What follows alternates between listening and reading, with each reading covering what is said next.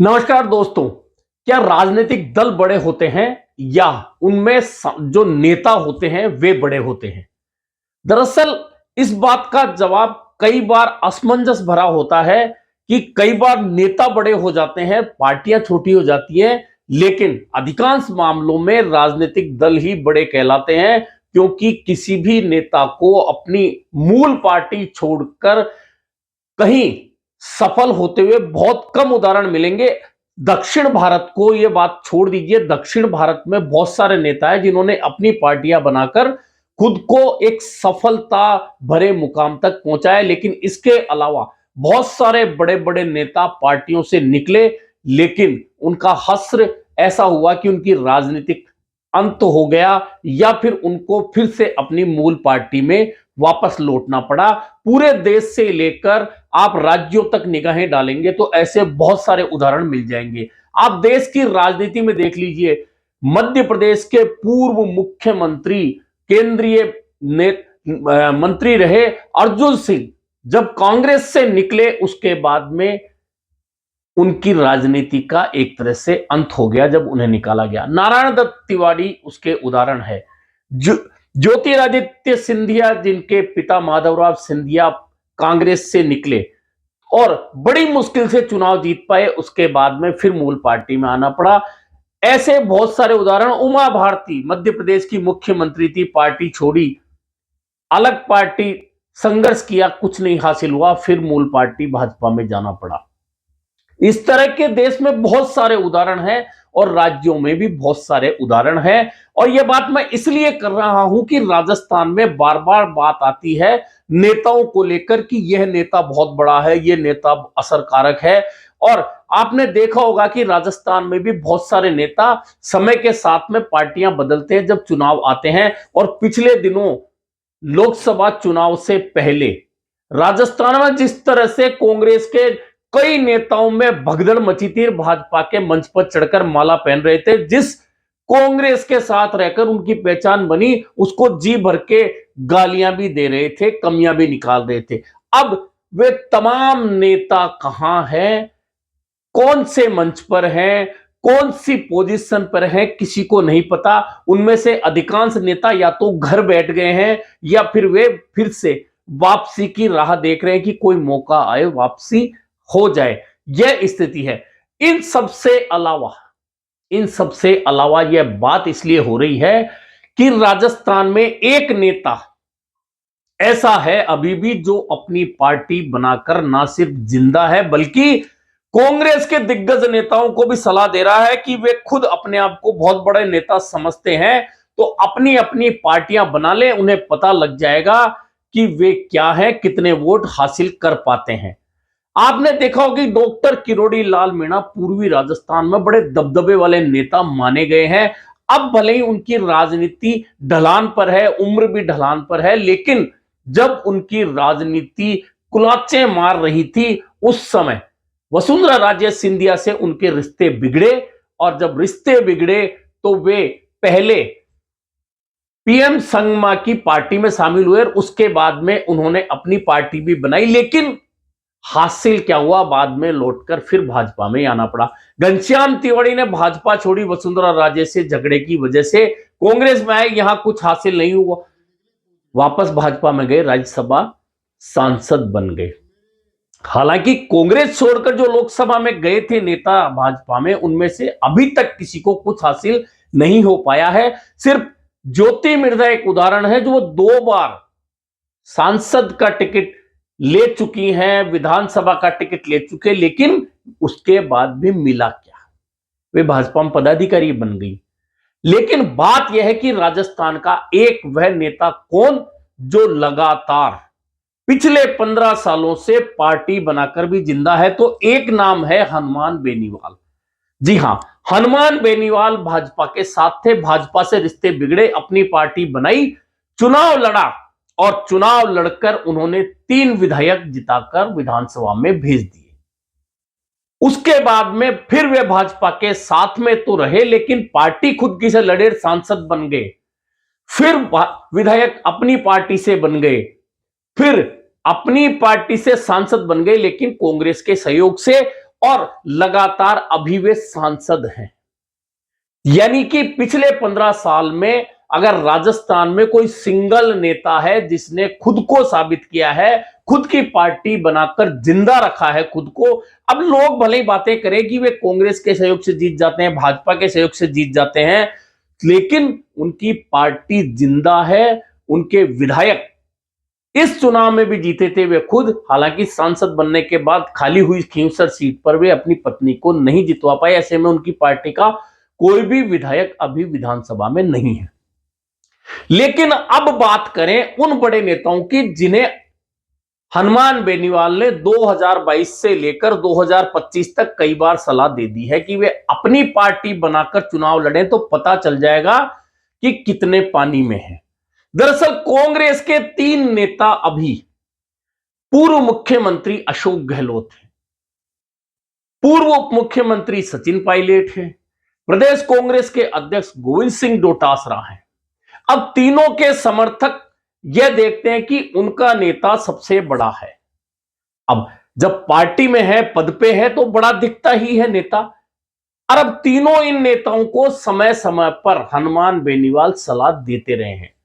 सबसे पहले 2022 में हनुमान बेनीवाल ने सचिन पायलट को सलाह दी थी, तब जबकि 2020 में वे बगावत कर चुके थे, उसके बाद वापस लौटे थे। 2022 में मुख्यमंत्री बनने की तैयारी थी, हालांकि पार्टी की तरफ से बनाने की थी या नहीं थी, अलग बात है, लेकिन उनकी बनने की तैयारी थी, लेकिन कुछ हासिल नहीं हुआ। तब सबसे पहले हनुमान बेनीवाल ने सचिन पायलट को एक नसीहत दी थी कि अपनी पार्टी बना ले और हमारे साथ आ जाएं, राजस्थान की राजनीति बदल देंगे, लेकिन ऐसा नहीं हो पाया।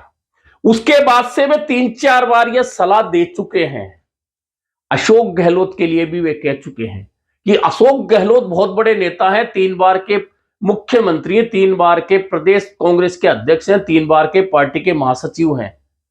अशोक गहलोत पार्टी बना ले, पता चल जाएगा कितने ज्यादा लोकप्रिय हैं। और गोविंद सिंह डोटासरा पार्टी बना के चुनाव लड़ ले, पता चल जाएगा कितने वोट आते हैं।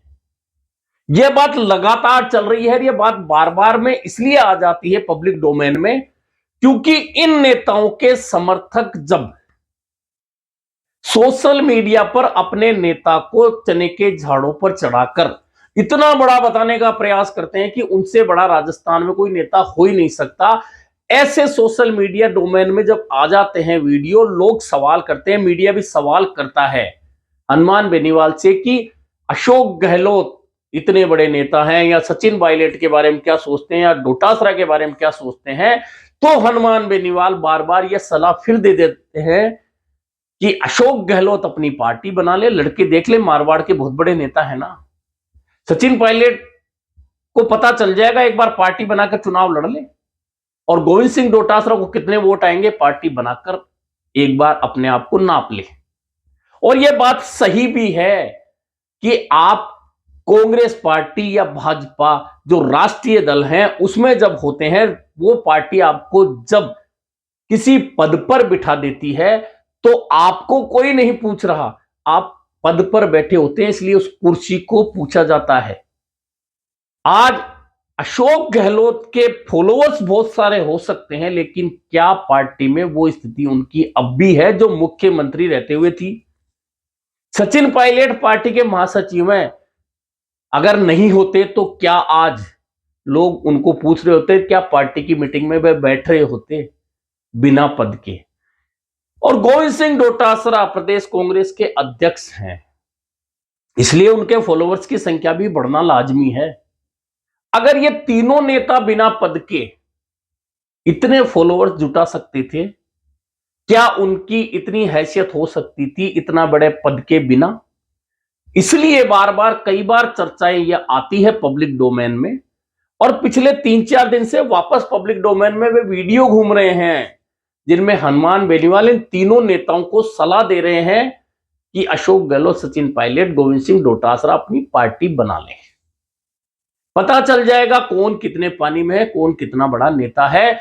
और हनुमान बेनीवाल ये भी कहते हैं कि पार्टी बनाना और पार्टी को चलाना कोई आसान काम नहीं है। मैंने उदाहरण दिया कि किरोड़ी लाल मीणा जैसे नेता जो वजूद रखते हैं पूर्वी राजस्थान की राजनीति में, आदिवासियों की राजनीति में, एसटी लोगों में दबदबा रखते हैं, वे बहुत ज्यादा दिन तक अपनी मूल पार्टी भाजपा छोड़कर अपनी बनाई पार्टी को लंबी नहीं खींच सके, जबकि वे भी 3 विधायक जितवा कर ले आए थे और अपनी पत्नी गोलमा देवी को अशोक गहलोत सरकार में मंत्री भी बनवा लिया था।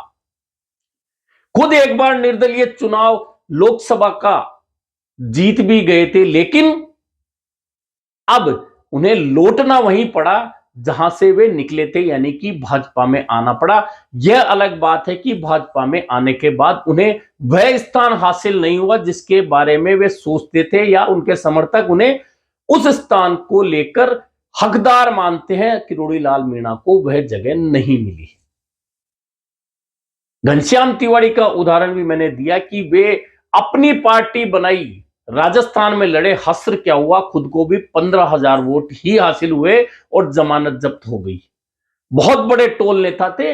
यह ऐसे उदाहरण हैं जो बताते हैं कि आप पार्टी से हैं, पार्टी आपसे नहीं है। ये बहुत सारे उदाहरण मैंने देश के बताए, चाहे अर्जुन सिंह जैसे बहुत बड़े नेता का उदाहरण भी दिया, नारायण दत्त तिवारी का उदाहरण भी दिया, उमा भारती का उदाहरण भी दिया।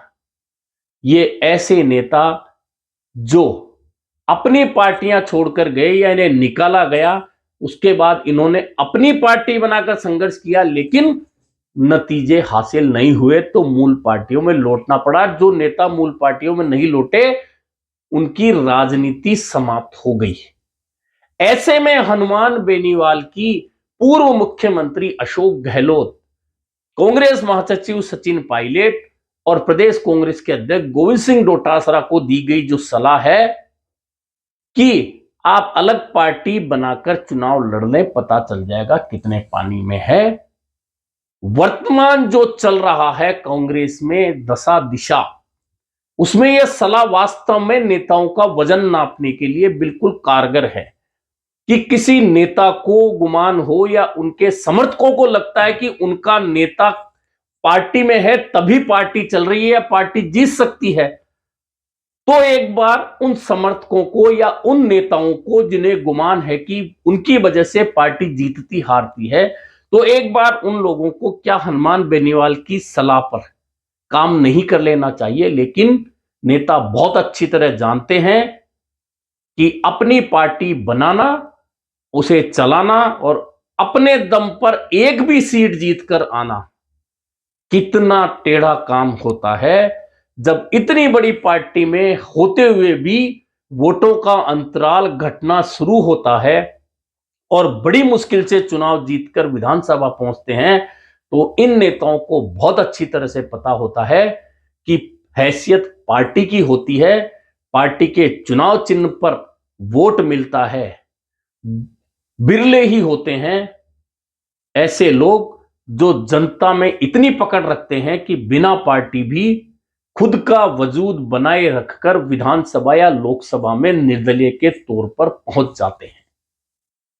ऐसे में हनुमान बेनीवाल को इसीलिए मैंने राजस्थान का वह नेता बताया जो लगातार 15 साल से अपनी पार्टी बनाकर ना सिर्फ पार्टी को चलाए हुए है, बल्कि उस पार्टी के चुनाव चिन्ह पर सांसद भी है, विधायक भी जिता चुके हैं। क्या हनुमान बेनीवाल के मुकाबले, क्योंकि अब राजकुमार रोत ने पहले बीटीपी से जीत हासिल की, फिर बीएपी बनाकर 4 विधायक भी विधानसभा में भेज दिए और अब खुद लोकसभा में भी पहुंच गए हैं।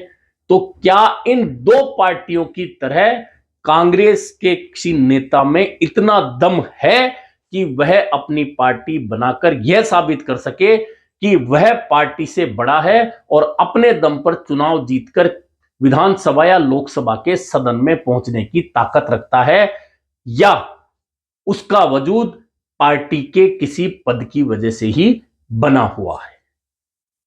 अभी के लिए इतना ही, फिर मिलेंगे नए मुद्दे पर चर्चा के साथ।